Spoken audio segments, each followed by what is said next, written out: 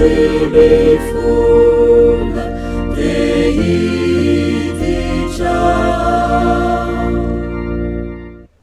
Faly aho raha hoy izy ireo tamiko, andeha isika ho any an-tranony Jehova. Ny tongotra efa mijoro ao anatin'ny vavahadinao ry Jerosalema, dia anao ry Jerosalema izay efa vita tahaka ny tanàna efa voalamina tsara. Any ny akaran'ny firenena dia ireo firenen'i Jehova, mba hisaotra ny anaran'i Jehova. Amen.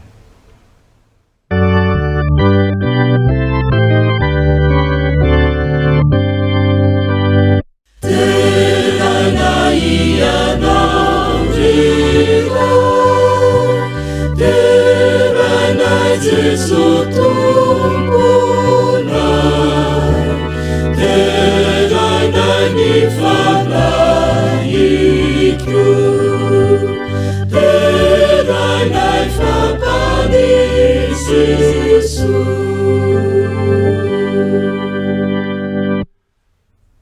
Iaraka vavaka sika. Tompany Amanitra eo misaotra anao satria tompo tokoa ianao, Andriamanitra ary mpanavitra anay.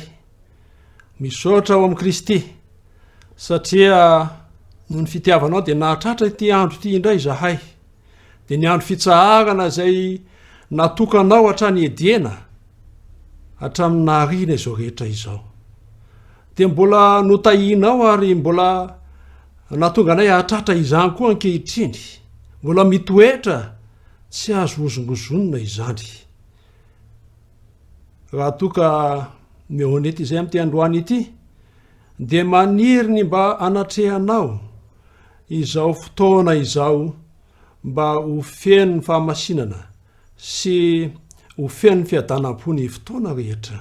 Meteza Andriamanitra mba hiaraka anay mandritra amin'ny fotoana izay anaovanay izao fanompoam-pivavahana izao, ka anolotra ho anay ny fahasoavana ho mba hampiadanana amin'ny anaran'i Jesosy no anirina izany. Amen.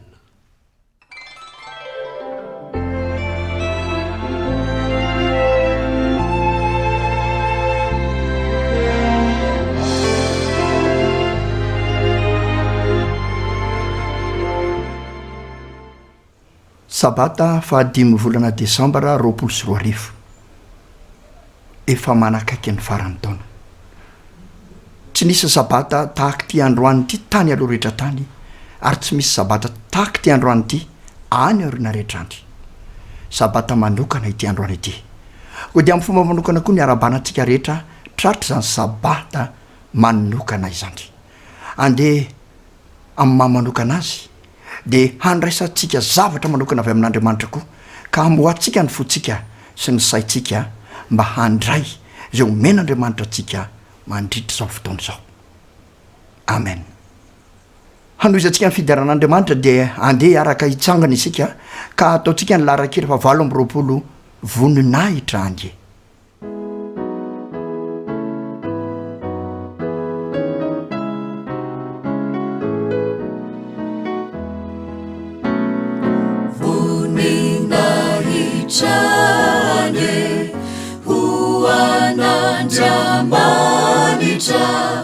Tela sautra lazasu aukasanta charuavu leibeni erini leibeni asani marinani didini manabaranya tsarani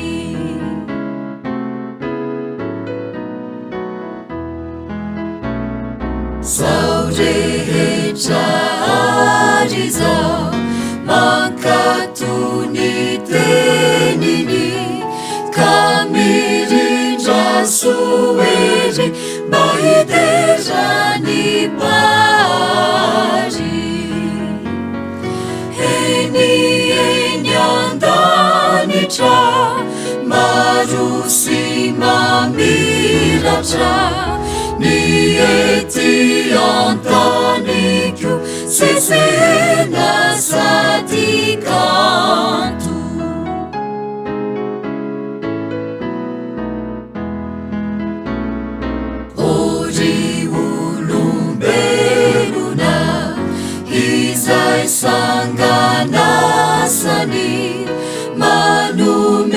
zaziza voninahitra sy aja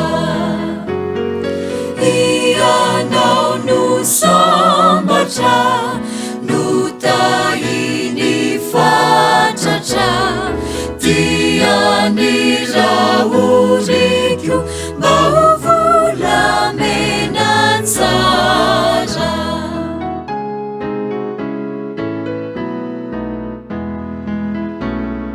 tompo andriamanitra aokany voavotra hiray feo mandrakiza ankalazanao atrany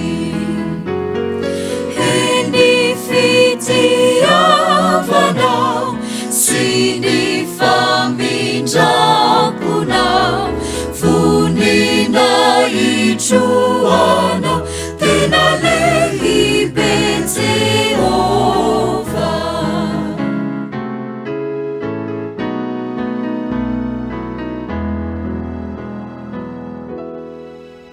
izao tsika te handray ny tenin'Andriamanitra ka hijery izay voasoratra ao amin'ny Isaia toko fa 30:1-20.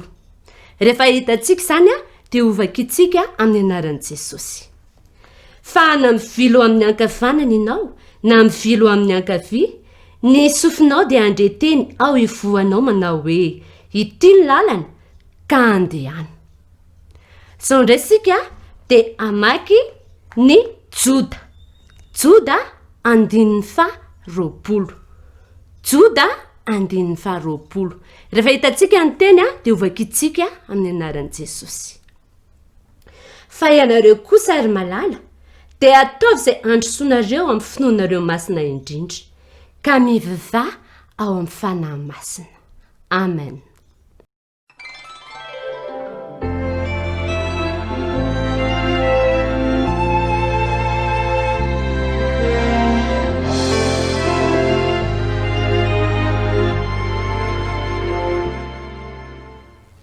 Manasanao izay ankehitriny andeha hiaraka mivavaka mandohalika isika.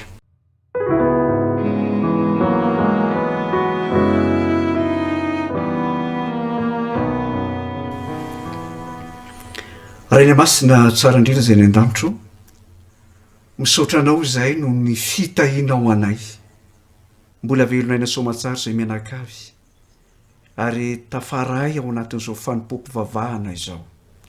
Misaotra Andriamanitra satria noho ny fahasoavanao sy ny famondram-ponao no mbola matoy izao anay. Tsy namaly anay ianao araka ny faratsinay fa nijery sy nitondra anay ianao araka izany fahasoavana sy ny famondram-ponao izany. Ho anao ny dera, ho anao ny aja, ho anao ny voninahitra tompo malalo. Fa ny fitahiana kosa dia ho an'ny zanakao tsiraray avy ankehitriny. Engany mba hitoetra mandrakariva ao am-ponay ny fibanjinana izany fahasoavana sy fahatsaranao izany. Kanefa io ankehitriny tompo malalo dia manetry teny ao anatrehanao zahay satria mahatsapa fa nanota nanao ny tsy mety maro adalana maro zavatra nataonay tsy mifanaraka tamin'ny sitraponao mifona aminao izay Andriamanitra. Ao anatin'izao fanompoam-pivavahana izao dia mitalao indray ny fahasoavan'i Jesosy Kristy tompo mba hanadio ny fahotana tsiraray avy. Hanafaka anay amin'ny heloka tsiraray avy ka na ny isam-batan'olona na ny isa-tokantrano ny fiangonana ny firenenay dia mba ho voavela heloka noho ny amin'ny rahasoan'i Jesosy Kristy tompo. Ampio izay mba atsapa fifaliana amin'izany famelan-keloka izay omenao anay izany.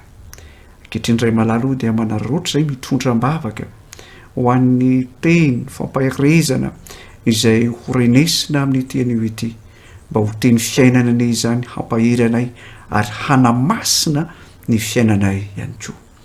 Dia mitahianao ny firenenay, ny vahoaka malagasy rehetra, ny mpitondra isan'ambaratonga ray manaro mba samy hoeniky ny fananao masina hanananay tsiraray avy fahendrena ahafahanay mitondra tena araka ny sitraponao amin'ny andraikitra sy ny fahefana izay nomenao ny isam-batan'olona. Ka ity Madagasikara itseny dia mba ho Madagasikara sambatra eo ambany fahasoavanao. dia amin'ny anaranao jesosy kristy tompo ho anonana izany vavaka izany.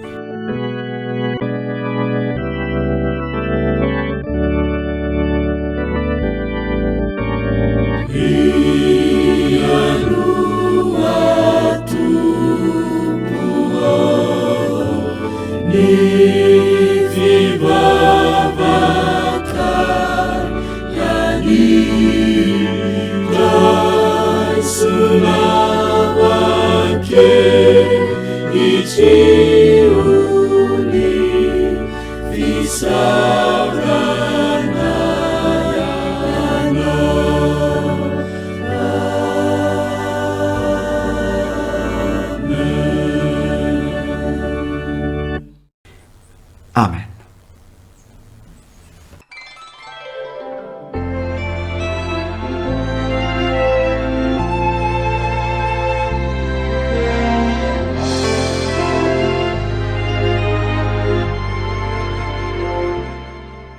tonga eo amin'ny fampivavahana amin'ny famerenana ampahafolony sy fanatitra isika dia manasantsika handray izany ary ianao vavaka mangina.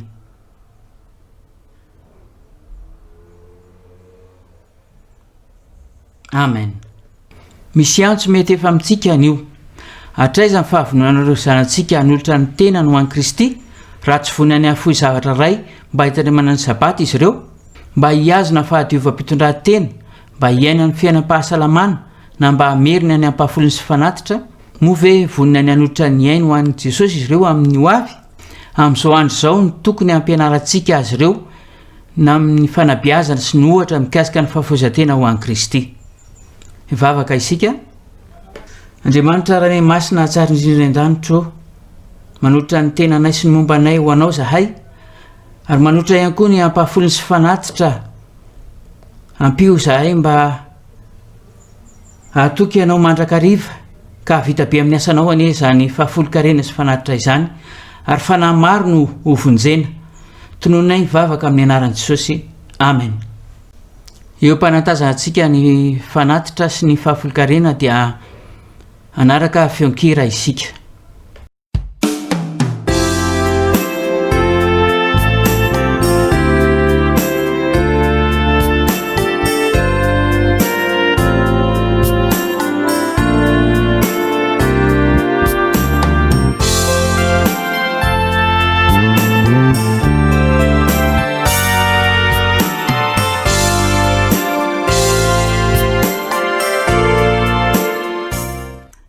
Fanangonantsika ny fanatitra sy ny fahafolo-karena dia ataontsika ny larakira 700.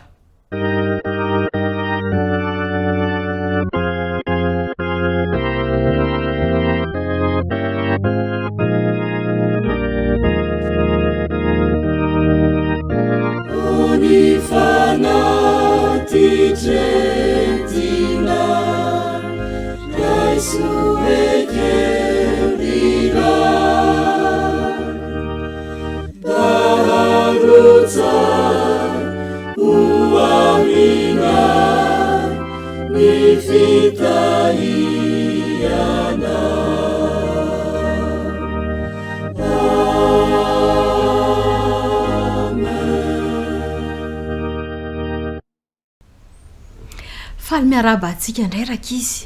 Tonga indray ny fotoana andraisantsika afatra mamy avy amin'Andriamanitra.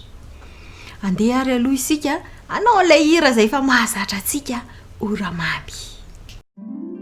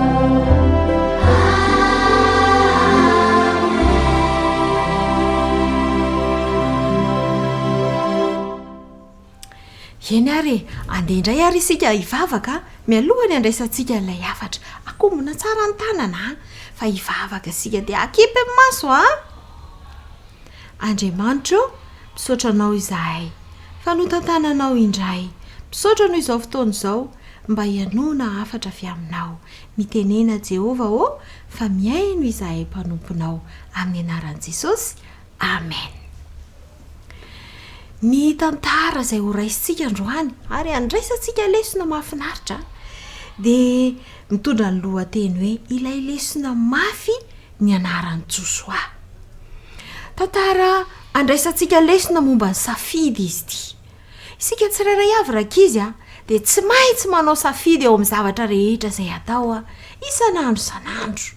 Ary io safidy io dia mamaritra ny zavatra ho avintsika ihany koa.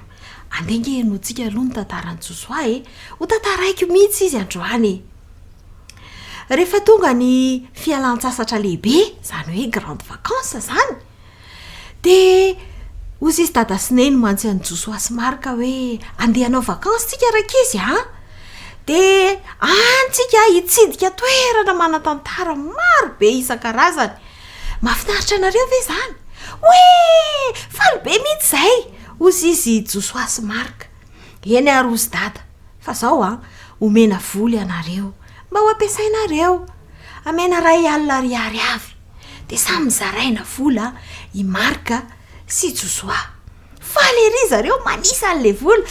Tena ampy ty afaka mividy zay tianay, tena zay tianay mihitsy dada. Zay tianareo ozy dada fa zao ataovy tsara ny safidy, mieritreritra tsara mihitsy zay vao mividy zavatra. Eny dada faly ery izy mirahalahy. Nananga zareo nandeha fiara lavitra ny nale.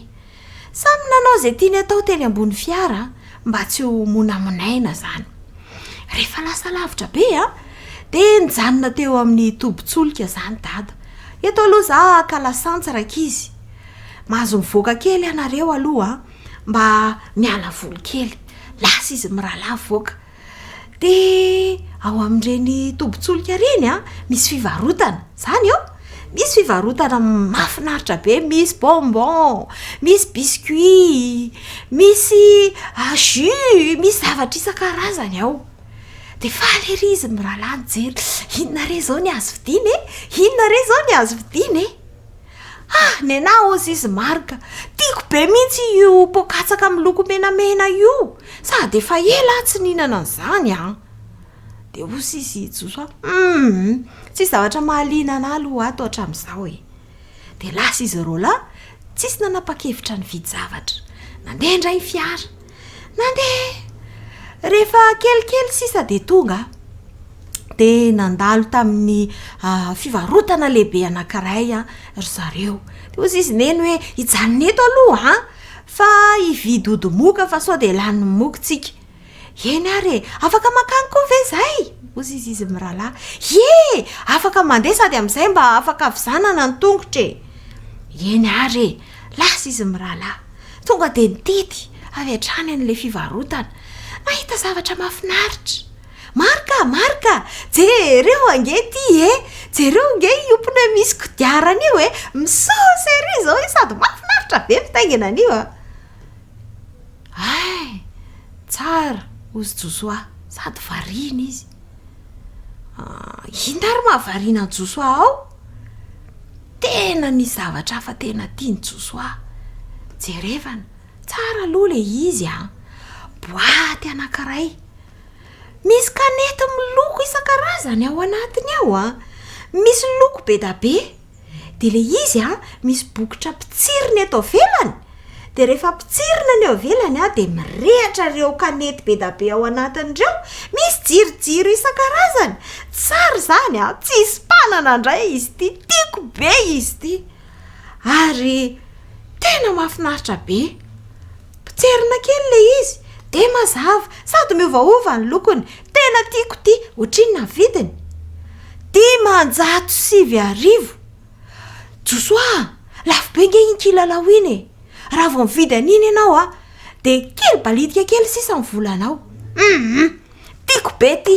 tsisy mpananyity mahafinaritra be milalao an'ity josoa eritrereto tsara loka raha za ianao manontany hevitry neny ka ny anahy zao mivolako a tsy aty aminah fa iza moa volanao teo ozy mahi josoa ny anangena meko anneny ho tahiriziny de nataony any anaty valopy ny anahy za ihany no mitantana azy za ngefa lehibe za no mitantana an'io de za mividy zay tiako ary antan'io ara ny hevitry neny e sao de mba tsy mety zany kefa hoefa samy manana ny safidiny io za no mitantana volako a zay tiako ty zao mahafinaritra anah tsisy manan'ity tiany anahy mividiko lasa izy nandena keny amin'ny fandoavam-bola kahaka neny josoa resy lahatra ve ianao fa iny ny vidinao ty mihitsy ny tiako roneny a eritrereto tsara aloha e tena tiako ty e tsy manenina ny am'ty mihitsy ay tena alohan'ny josoa ny vola nameny le izy de faly ery izy nitondra n'le kilalao tao anaty tomobily de milalao potsipotsirina tsara ery variny ery nandeha ny fotoana tany afanaovana vakansy de ozy izy dada sy nendray andro andeha ianao fitsidiana amin'izay tsika androany le toerana manatantara tena tiatareo sady le toerana le atsika zao le toerana misy mpanjaka le misy fitaovam-panjaka ranty ao de afaka misy manontany hoe inona momba nytony de misy mpitarika sy manazava tena tianay zany tianay be tsy andrinay mihitsiny de misy satroka mpanjaka ve tena misy de misy akanjo mpanjaka ve tena misy de misy indakory dada de misy akanjo kely akanjona mpanjaka ombiny ankizy misy sabatra kely afaka lalaovina misy zavatra azon'ny ankizy vidiny fa tsy arovana n'le toerana hoe tena hoany mihitsy zay tena andeha zareo tao amin'le toerana tsara zany andray jerery satrokry ozy izy marika tiako be io mihitsy le tiako ho azo tena tsara mihitsy io ny anahy zao ozy josoa itsy lakolosy miloko volamena itsy tena tiako be efa ela koa zany te ananan'io lakolosy io tena za koa hividy an'io andeha alaiko any amineny amin'izay mivolako ozy marika neny otety an'izay mivolako fa nahita an'le zavatra tiako inona ny vidinao le satroka mpanjaka tsara tarebe ohatrinona ny vidiny 500 sy 3,000 ampy tsara mihitsy ny volako sady mbola misy ambony ay lasy josoa indray jereny ny vola ny saina firy sisa 500 sisa le lakolosy nefany tsy azo ny 500 netin'le vola tany amin'ny dado jereo volako sisa sange te hividy an'le le lakolosy miloko volameny tsara zany anaka ozy dada afaka mividy an'io ianao ka jereo nge volako kely fotsiny mba hampio kely angety dado zay lefa lazaiko anao josoa mieritreritra tsara vao mividy efa hoe samy mena vola mitovy anareo de efa nanafatra tsara fa misaina tsara vao mividy zavatra de tsy ampiana tsony ve zany ny volako tsy ampiana tsony ny volanao fa ianao efa nividy zavatra ka le kilalaoko ange efa simbe nampiasaiko foana le izy de aveo le izy tsy metrika tsony tsy miova tsony tsy mirehatra tsony tsy azo lalaovina tsony za zao zany tsy manana kilalao efa zay safidinao ozy dada de zay zany jereva zavatra azony 500 nefa tsisy zavatra azony 500 tao amin'le toerana nangano ano no masony josoaraka izy teo izy vo nanenina taako zay mba nanaiky ny teny marika hoe aza mividy ny kilalao iny amin'ny manaraka eritreritra tsara mihitsy zay vao mividy zavatra nanomboka teo i josoaraka izy de nieritreritra tsara izy vao manao safidy rakizy malala tsarovy fa tsy maintsy manao safidy tsika isan'andro eo amin'ny fiainana mety afaka misafidy tsika na hanao ny tsara hankatohany dada sy neny na malivaly afaka misafidy ny tiany namana isika na hikapokapoka nyreny namana ireny, afaka misafidy iteny tsara isika na iteny ratsy. Be da be ny safidy azo atao, tsy maintsy misafidy nefa. Dia izao Andriamanitra manampy antsika foana, tsy navelany ho ireryntsika ao anatin'ny safidy, fa misy an'izao ao amin'ny tenin'Andriamanitra. Isaia 7:1-20. Averiko indray mandeha. Isaia 7:1-20. Andeha ho vakitsika amin'ny anaran'i Jesosy. Fa na mivilo amin'ny ankavanana ianao, na mivilo amin'ny ankavia, ny sofinao dia andreteny ao ivonao manao hoe ity ny lalana ka izory. Misy fanamasina foana miteny amintsika rakizy hoe ity ny tokony atao, ity ny safidy tsara. Fa ny tokony ataontsika dia manaika izay feo izay, ka hanao safidy tsara isika eo amin'ny fiainana. Androany ary dia andeha hanapa-kevitra isika mba hiaino an'ilay feo avy amin'Andriamanitra, dia hanao safidy tsara mandrakariva eo amin'ny fiainana. Amin'izay tsisy manenina izany eo amin'ny zavatra atao. Zay ve fanapa-kevitra ao androany? Zay mihitsy. Andao ary hoentintsika mbavaka, fa afaka andray isika. Andriamanitra misaotra noho ny afatra avy aminao, fa ampio re zahay mba hanao safidy tsara eo amin'ny fiainanay.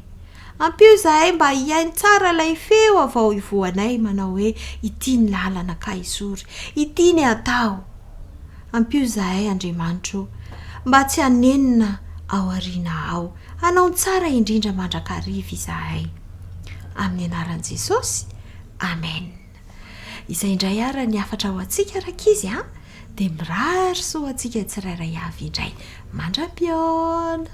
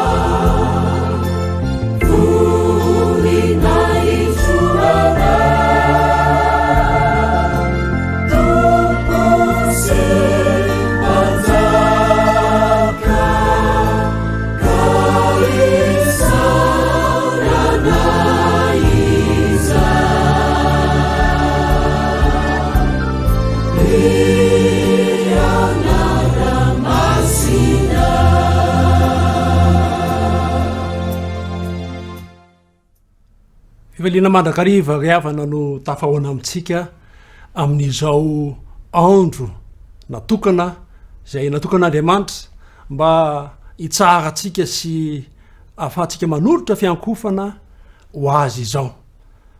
Ary ny rariana dia mba ahita ny tombotsoara-panahy isika rehefa vita izao fotoana izao mba ahafahantsika miara-mandeha amin'Andriamanitra hatrany indray.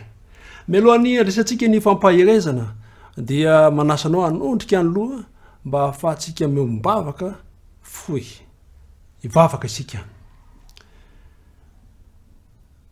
Tompoka any masina sy tsara indrindra zay mitoetra ny an-danitro, tonga amin'ny fotoana zay andraisanay ny afatra sy ny sakafom-panahy zay tianao atolotra izahay, koa meteza ianao mba omba sy salovana amin'ny zavatra rehetra zay atao, ka na ny fiteny, na ny fiaino, na ny fisainana, na ny fandraisana ny zavatra rehetra dia mba voamasina ao amin'ny Kristy avokoa izany. Amin'ny anaranao Jesosy no anirina mivavaka. Amen. Eny dia ava-malala saokatsika Andriamanitra satria mbola velonaina isika, ary mbola manana zao fotoana ahafahantsika miara midinika, miara mamakafaka, miara mandray ny tenin'Andriamanitra eto izao. Tsy takona fenina taka ny tafika andrefa-tanàna ny zava-nisy teto amin'ny izao tontolo izao ity, ary voakasika zany koa isika Madagasikara ny amin'ny resaka areti-mandringana ny Covid-19 izay nandringana ain'olona maro tao anatin'ny volana maromaro, ary anisan'ny tratran'izany ihany koa tsika maro ireo namoiavana aman-tsakaiza, ao ireo nandalo fitsaboana, ao ireo mahazo takaitra noho ny izany toe-javatra izany, ary dia misy ihany koa tsika zay tafavoaka soamantsara tsy nikasihiny zany.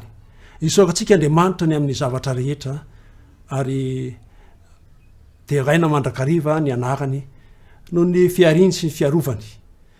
Araka ten'Andriamanitra moa dia ny zavatra-drehetra miara-miasa asoa, ka de zay ny tondrana fampiononana ho an'ireo zay nandalo fotoan-tsarotra sy nandalo fahoriana tsy aizakaina nandritra izay ny vanim-potoana ireny.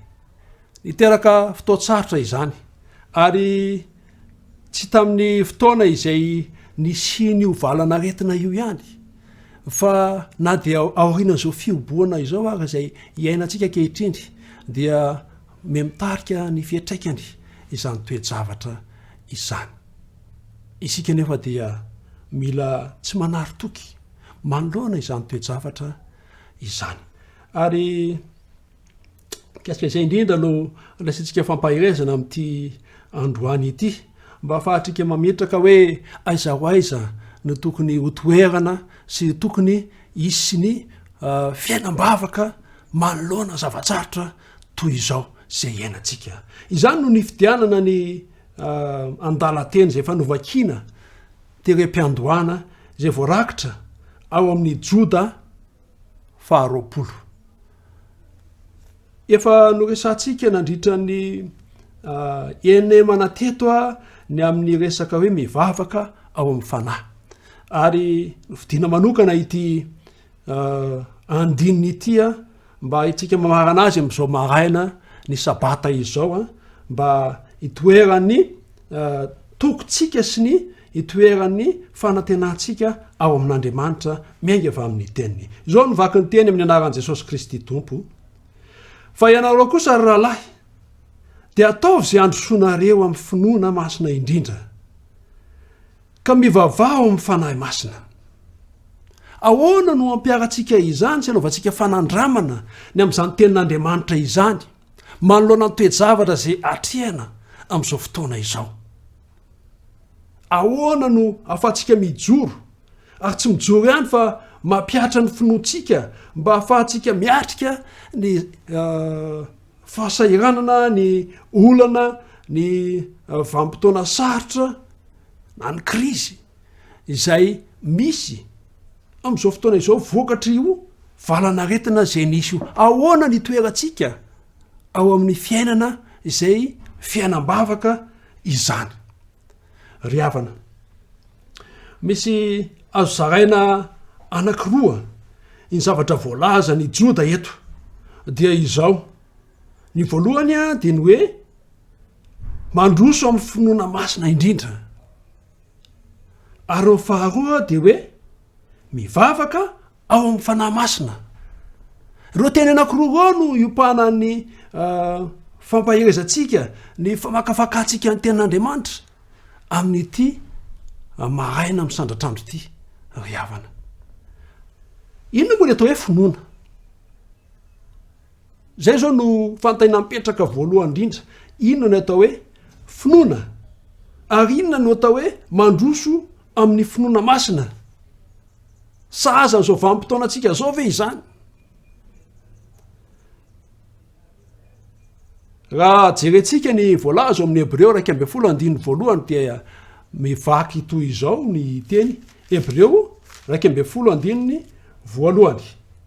ary ny finoana ny fatokinany amin'ny zavatra tenaina fanehoana ny zavatra tsy hita izay no finoana fatokinany amin'ny zavatra tenaina fanehoana ny zavatra tsy hita ry havana zavatra iainantsika sy eo amin'ny fiainantsika io voalaza io ny olona anankiray dia nateraka miaraka amin'ny finoana fanantenana ary ny toky mba efa nisaintsaininao kely ve fa vao mihiratra ane ny masonao isaky ny maraina dia efa fanehoana finoana miainga aveo am-pandriana miala aveo am-pandriana enina eo am-pandriana raha vao mieritreritra fotsiny dia efa misy fanantenana ao anaty sy finoana ary izay mahavelona atsika izay no ahafahantsika miaina fa ny olona ritra ny fanantenany ny olona tsy manam-pinoana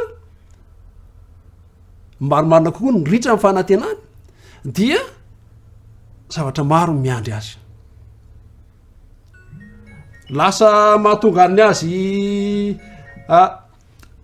iaino zavatra sy feo hafa izay ivelany tenin'Andriamanitra izany enina dia hoe mety tsy miaina amin'ny tenin'Andriamanitra ny olona anankiray fa kosa dia izao rehefa ritra io finoana io rehefa ritra io fanantenana io dia mety hisy fahavoazana ny miloha andry dia hitantsika ireny olona zay manary lamba olona manao fietsika zay atao hafa ireny ny adala izany na misy zavatra fikorotana-tsaina ary nandray mety efa ary famonotena ary izay mahatonga na iteny terem-piandohana hoe io finoana io dia miaraka amintsika voateraka ary miaraka iainantsika eny izy io ny zavatra ataonao rehetra ny fiainanao rehetra ny dingana ataonao rehetra dia miaraka amin'io fanantenana sy finoana ary toky io ny olona rehetra izany fa ny ametrahany azy fotsiny zany no mahasamy hafa azy ho anao amaha-kristianinao zany ho atsika maha-kristianina atsika dia zao ny finoana dia apetraka eo amin'Andriamanitra ny fanantenana dia apetraka ao amin'ny Kristy ary ny fatokina dia tsy afaka miala isika fa ao amin'ny teny fikasan'Andriamanitra zay tsy mba mandainga mihitsy rehefa dinihana tsara ilay voalaza ao amin'ny Hebreo 1:10 io dia mitaky asa zany ilay finoana finoana no fatokina ny amin'ny zavatra tenaina fatokina ny amin'ny zavatra tenaina mila fatokina zany asa izany tsy hoe mandehandeha ho azy zany fa rehefa manantena zavatra anankiray ianao dia maneho an'izay amin'ny alalan'ny fatokina fa isy io zavatra io dia zay le fatokina ny zavatra tenaina fanehoana ny zavatra tsy hita andehantsika andray ohatra anankiray ohatra hoe efa ohatra fandraiko ihany izy ity fa resahantsika eto rehefa mitory teny any amin'ny fiangonana ny tenako de zao andesika andray tantsa anankiray izay mamboly vary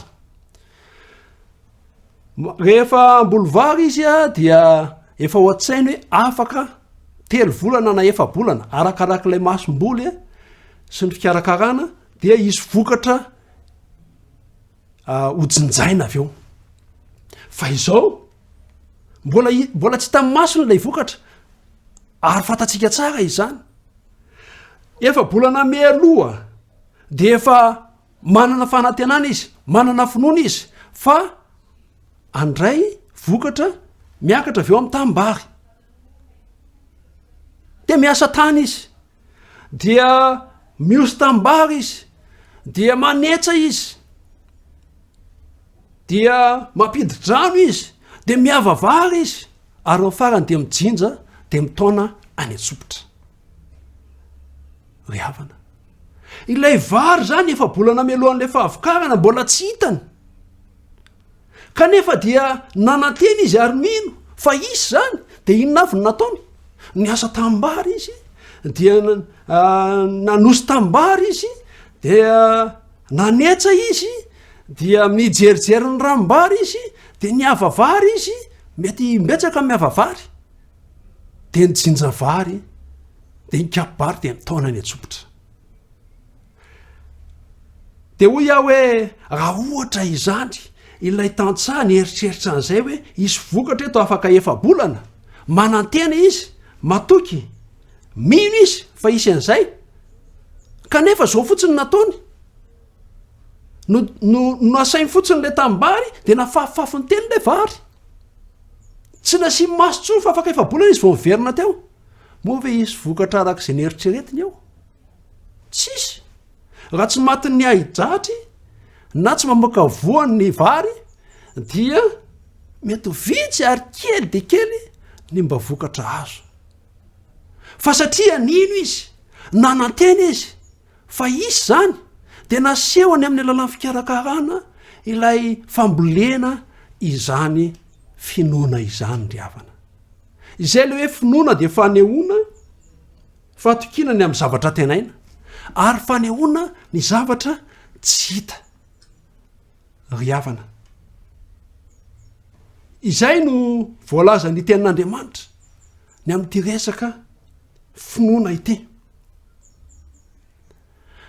fatokina fanehoana ny zavatra tsy hita nasehon'le olona sahady efa bolana mialoha ny amin'ny hoe izy vokatra fa tsy maintsy mikarakara ny tena ohatra eo amin'ny fiainana andavanandro izay niraisina izay fa netsika ijery ohatra ao amin'ny soratra masina izay mazava be mihitsy dia ijery lehilahy ny finoana anankiroa sika zatovy ny finoana anankiroa izay voaresaka ao amin'ny nomeria 13 nomeria 13 dia miresaka ny amin'ny mpisafitany zay nalefan'Andriamanitra ary 12 nisan'izy ireo de izao rehefa avy nalefa tany amin'ny fisafotanina ny tsikilo ny tany zay idirana de ao amin'ny tany kanana izany izy 12 lahy reto de samy nanana fomba fijeriny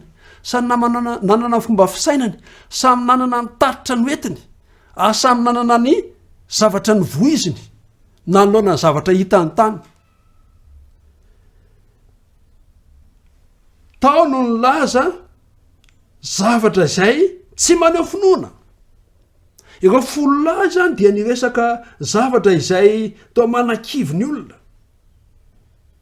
dia izao no vaky ny teny eo amin'ny 17 rehefa tonga nateo anatrehan'i Mosesy sy ny Arona ary ny fiangonana de ny zanak'Israely izy ireo dia nilaza ireto olona ireto fa tsara tokoa ny tany no tsara ny zavatra voaresaka 17 amin'ny nomeria 13 dia nilaza tamin'izy ka nanao hoe tonga tany amin'ny tany zay nanirahanao anay izahay koa tondra dronono sy tantely tokoa izy ary itony ny vokatra avy tany kanefa kosa mahery ny olona izay monina ao amin'ny tany ary ny tanàna dia mimanda sady dehibe de lehibe ary koa nahita niteraky ny anakita izahay. Ny amalekita no monina eo amin'ny tany atsimo, ny etita sy ny jebosita ary ny amorita no monina ny amin'ny tany avoana, ary ny kananita no monina eo amoron'ny ranomasina sy ny amoron'ny Jordana. Jereo le fomba firesaka eto zany fa maneho zavatra maneho tsy finoana. Fa ny any Josoa sy Kaleba kosa ilay roa lahy tsy mba nanaraka ireto maro reto dia nana fomba fijery hafa mihitsy izay novoizin'ny finoana izy ireo. Inona moa ny zavatra nytenen'izy ireo? Izao no tenen'ny Kaleba eo amin'ny 3:30. Fa Kaleba dia nampanginan'ny olona teo anatrehan'ny Mosesy ka nanao hoe andeha isika hiakatra mihitsy mba hazotsika azy fa andresy azy tokoa isika. Ry havana, finoana ane zany. Finoana izany no tao amin'ny Kaleba izany. Ary vaiza moa no nahazony an'izy io?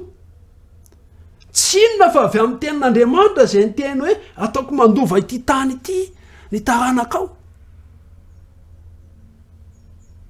ataoko mpandresy ianao. Ry havana, tsy mbola hitany Kaleba izay zavatra ao amin'le tany, tsy mbola hitany Kaleba ny fandresena ny maromarina kokoa. Fa nino izy? Nino ny tenin'Andriamanitra izy? Dia nampiarina izay finoana izay ary hoy izy hoe andao isika androso, andao isika hiakatra mihitsy isika. Na finoana matanjaka zany izy, ary nasehony izany na dia mbola tsy hita ary ny fandresena.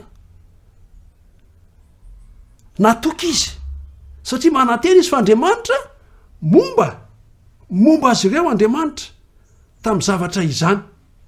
Fa atokinany amin'ny zavatra tenaina ny finoany Kaleba sy ny any Josoa, fanehoana ny zavatra tsy hita. Rehefa mbola nilaza nandresy lahatra ny amin'ny tsy tokony hiakarana reto olona ratsy reto, ratsy taritra ireto, dia nitondra nitsanganay Josoa zanak'Inona ka niteny tamin'izay fotoana izay eo amin'ny 2:7 dia izao no vaky ny teny ary Josoa zanak'Inona sy Kaleba zanak' Jefona izay isan'ny safon'ny tany dia nandritra ny fitafiany ary niteny tamin'ny fiangonana dia ny zanak'Israely rehetra izy roa lahy ka ny nanao hoe ny tany zay efa nalehanay nosafonay dia tany tsara indrindra. Raha sitraky Jehova isika dia hitondrantsika ho any amin'izany tany izany izy ka omeny antsika dia tany tondra-dronono sy tantely. Ry havana, fanantenana izany raha sitraky Jehova, raha sitraky Andriamanitra, fanantenana izany, finoana izany. Ny tenin'reto folona moa zany dia hoe misy lehilahy goavana, ny olona goavana, isika dia tahaka ny tsingetana eo anatrehany, zany hoe tahaka ny valala izany. Ary tahaka izay koa no fijerintsika ny tenantsika eo anatrehany. Sarotra mandresy zany tany izany. Ary na ny tany ara dia mandevona izay monina eo aminy. Ny finoana izany dia miampy zavatra fironona rehefa asisiky satanany amin'ny tsy finoana ny olona anankiray. Aiza koa nisy tany andevona izany, ihinana zany? Mbola tsisy an'izany. Fa dia natao moa zany lay resaka anehoana ny tsy finoana. Nanana toetra tsara i Josoa sy Kaleba ireto. Nino sy natoky? Izay ny voalaza ao amin'ny 9 ka hatramin'ny 7 ao amin'ny nomeri 4. Ary nino sy nanantena izy ireo. Izay ke maha kristianina antsika. Mino, matoky, manantena, mino an Kristy. Mety misy amalekita sy misy anakita sy misy nifilim sy misy kananita goavana eo amin'ny fiainanao amin'izao fotoana izao. vokatry ny toejavatra sy ny krizy zay nyainana teo nandritra ny volana maromaro. Vonona ve anao anao fanandramana tahaka ny Josoa sy Kaleba ka iaina ny teny fikasana zay men'Andriamanitra rehetra mba hahafahana miroso mba ahatanteraka amin'ny alalan'ny finoana izay zavatra tian'Andriamanitra ho manina ao anao aza dino ry havana. Ny mpanao salamo dia niresaka hoe efa mba tanora ihany aho ary antitra kehitriny fa tsy hitako zay marina na fony Jehova. Mila matoky zany teny izany isika, mila miankina amin'izany teny izany isika. Mety mamahy vai ny aretina, mety toejavatra mafy no iainanao. Olona goavana be izany, fahavalo goavana be. Fa izao, manahoana fandraisanao ny teny fikasan'Andriamanitra? Manahoana ny fiainanao izany? Move anao mba andray izay nainany Josoa sy Kaleba izay niankina tamin'ny tenin'Andriamanitra ka ny any azo ny atao sy ny masaka tao an-tsainy dia hoe efa niteny Jehova mila miakatra isika. Efa niteny Andriamanitra, efa manome anao ny teny fikasany rehetra izy, fiainao an'izany atao anatin'ity baiboly ity.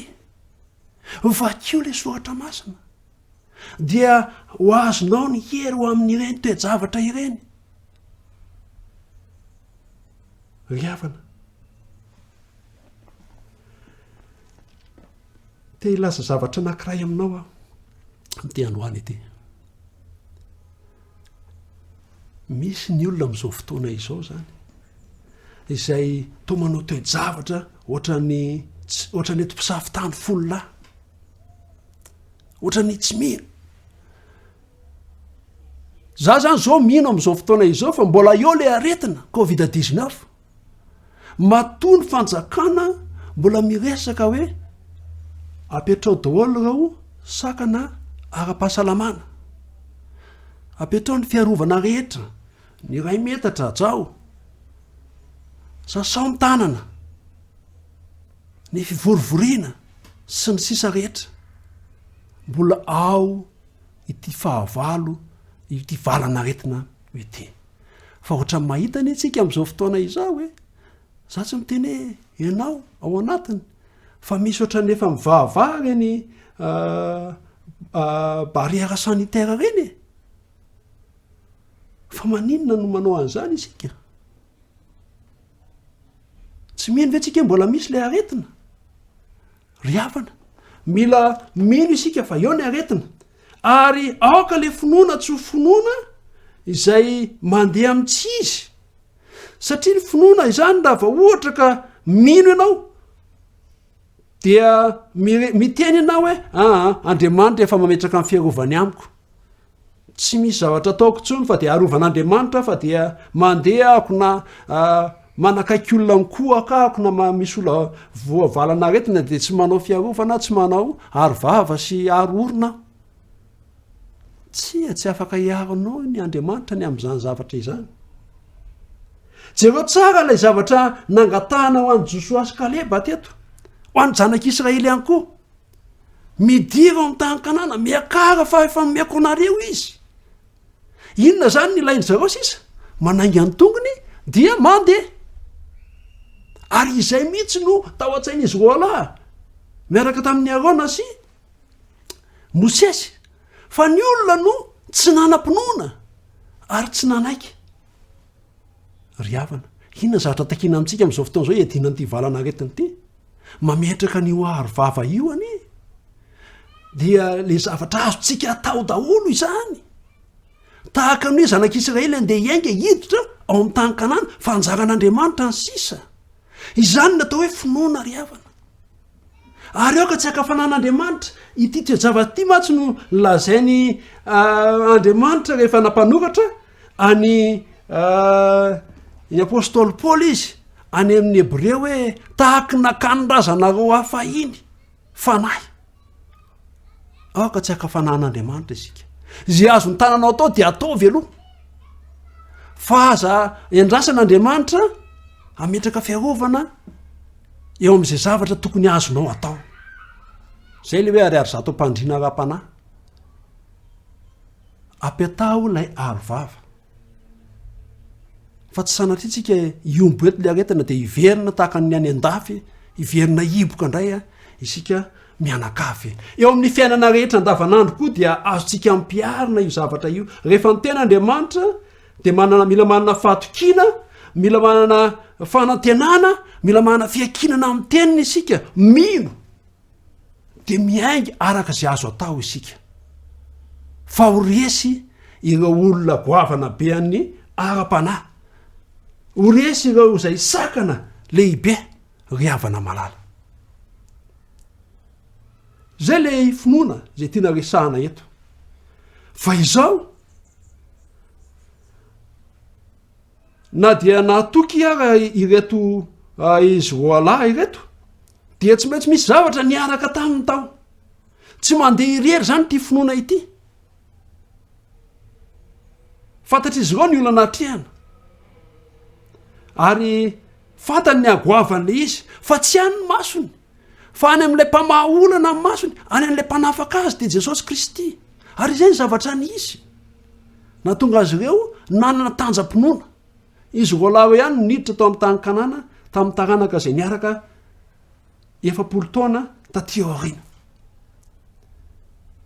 inona lay miaraka amin'ny finoana ny finoana zany de fanehoana fahatokina ny miaraka amin'ny finoana ry havana de vavaka ary izay le voalaza ao amin'ny Joda teo mila mivavaka isika mila manana fiainam-bavaka isika araka ny voaresaka teo amin'ny Joda 20 teo zay ny voalaza hoe mivava ao amin'ny fanahy masina ny vavaka ry havana araka ny efa nyresantsika teto nandritra ny andro maromaro dia firesahana amin'Andriamanitra toy ny amin'ny sakaiza tiana indrindra ka izao raha anao zavatra ianao zany miaraka amin'Andriamanitra mitoky amin'Andriamanitra nefa tsy hiresaka aminy inona moa zany nefa tsy hivavaka tsy hiankina aminy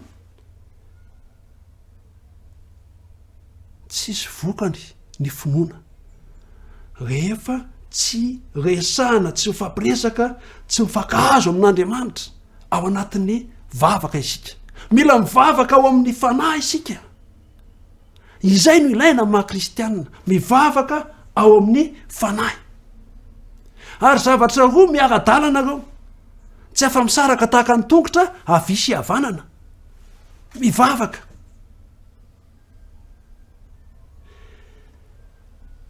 misy fanandramana zay niainana ty mba tianao resahana aminao indray mandeha any amin'ny distrika anankiray ny tenanay dia namangy ny departemanta tamin'izay ny departemanta misahana ny fiainam-pianakaviana fiandohandohan'ny taona tamin'izay fotoana izay dia niara-niainga ny fianakaviana rotota andeha mangy fivorian'ny distrika na feonamben'ny fiangonana tamin'izany fotoana izany nisy fiangonana teo amin'ny 10 teo zany no niona tamin'ny toerana anankiray tao amin'ny fiangonana anankiray zany hoe fivorim-be zany tamin'izay efa taona vitsivitsy lasa izay de nidina ny trano dia lasa niara-niainga rehefa nyrava ny fiangonana ny ariva nyrava le fivoriana dia nandehanodya ny vahiny a niaraka tamin'ny vadiko a sy ny zanako fa izaho kosa mbola namory ny tanora tamin'izay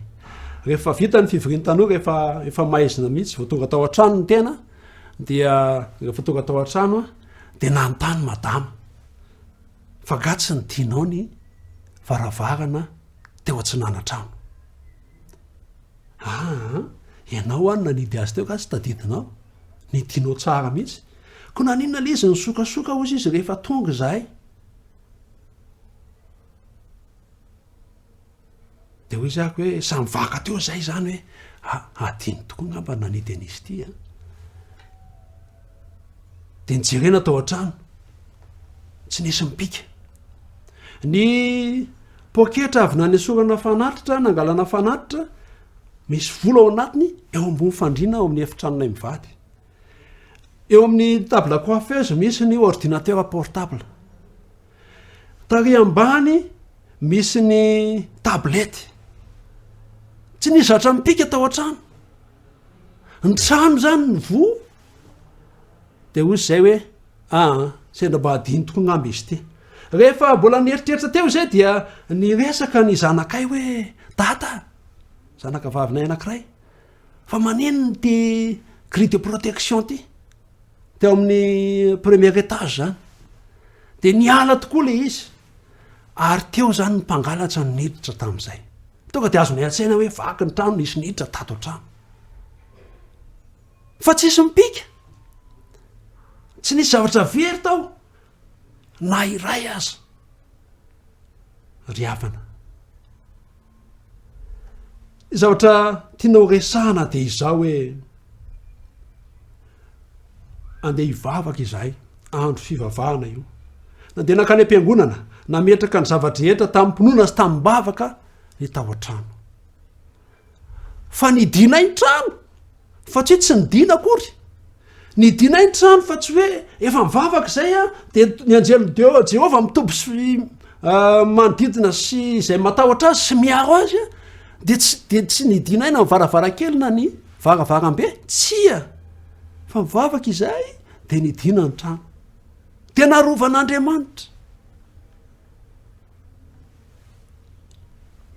Izy ianao no mandeha mivavaka tsy manidy trano fa hoe io arovan'ny anjely ao ary izay ny tianao resana am'ty androany ity hoe ny finoana dia mila finoana mahiratra sy voasaina isika fa tsy finoana mandeha ho azy finoana miaratsiny am'le fitena hoe te finoana pokaty ny finoana izany da toka tianao izy vokany dia misy asa manaraka azy misy zavatra atao manaraka azy fatokinany amin'ny zavatra tenaina fanehoana ny zavatra tsy hita izay ny atao hoe finoana amma kristianina atsika de izy moa zao nefa nahitan'i Jesosy tsika sary iny hitatsika iny izy nefa nahitan'Andriamanitra fa satria tsika mino satria tsika izay ny voalaza hoe finoana de fatokinany amin'ny zavatra tenaina fanehoana zavatra tsy hita de mino isika fa misy zao Andriamanitra izao misy zao Jesosy zao ao avy ny fotoana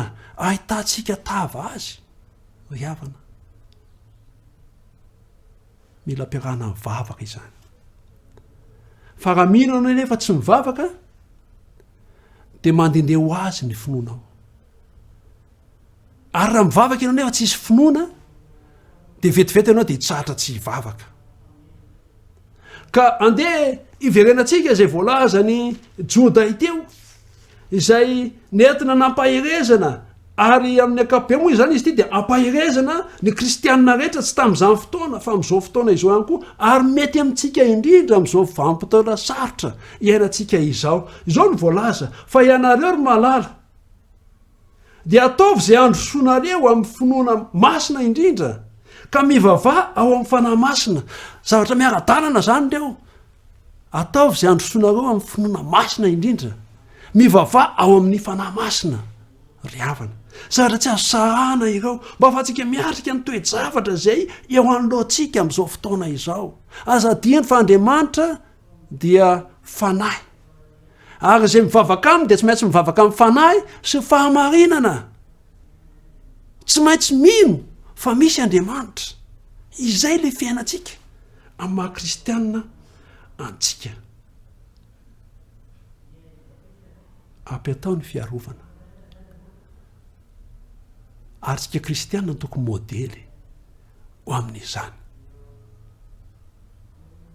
ary tsy zay ihany fa miankina amin'Andriamanitra aseho iazy zavatra ilainao inoy ny tenin'Andriamanitra vakio ny tenin'Andriamanitra mba hitoeran'ny finoana zay ny voalazany tenin'Andriamanitra hoe ny finoana de avy amin'ny toriteny ary ny toriteny de avy amin'ny tenin'ny Kristy zany hoe fankina tenin'Andriamanitra izany dia mpitombo ny finoanao miaraka tsara zany ny finoana fanarana tenin'Andriamanitra sy ny vavaka zay atao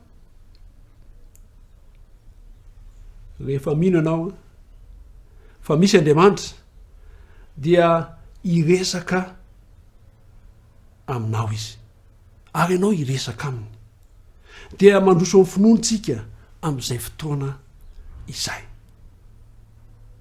Andriamanitra ny hitahtsika ary ombatsika eo amin'ny fiainantsika ka anana fiainam-pinoana isika dia finoana masina indrindra tsy janona amin'ny zavatra anankiray izay mety tsy takatra teo aloha fa efa azonao zany zao hoe rehefa manana finoana ianao a dia mandroso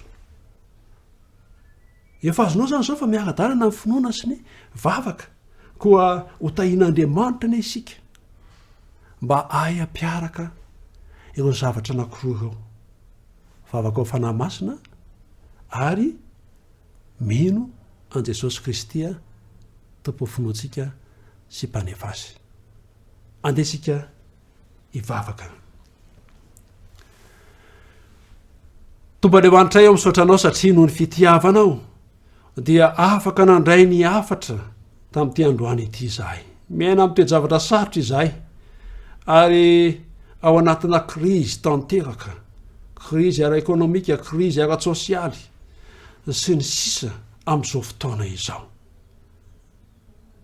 mila mandeha amin'ny finoana izahay mila miresaka aminao izahay ny amin'ny zavatra ilainay mba hahafahanao maneho fa mamonjy ianao ka aoka ny afatra izay natao androany tamin'ny alalan'ny teny nampitondrainao an'ny Joda mba hahatonga anay handroso amin'ny finoana masina ary hatonga anay hivavaka ao amin'ny fanahy marina tokoa dia mombahanay mitantana ny fiainanay ary mino sy matoky izay fa ataonao aminay izany satria izay ny toetranao ary izay no antony na hafaty an'ilay zanakao teo ambony hazo fijaliana mba hahafahana manavitra anay tsy amin'ny ara-nofo ihany fa indrindra amin'ny ara-panahy ihany